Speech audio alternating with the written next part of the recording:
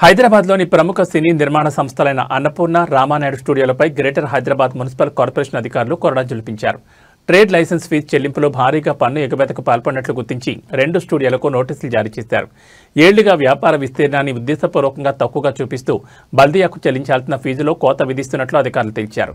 బల్దియా circle 18 అధికారులు ఇటీవల జరిపిన తనిఖీల్లో ఈ అక్రమాలు వెలుగులోకి వచ్చాయి. అధికారిక లెక్కల ప్రకారం అన్నపూర్ణ స్టూడియో ఏటా 11.52 లక్షల ట్రేడ్ లైసెన్స్ ఫీజు చెల్లించాల్సి ఉండగా కేవలం 49,000 మాత్రమే చెల్లిస్తున్నట్టు తేలింది.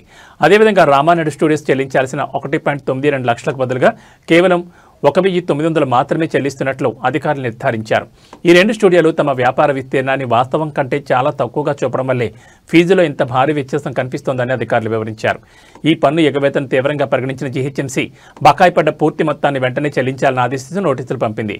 వాస్తవ విస్తీర్ణం ఆధారంగా ట్రేడ్ లైసెన్సును పునరుద్ధరించుకోవాలని కూడా స్పష్టం చేసింది.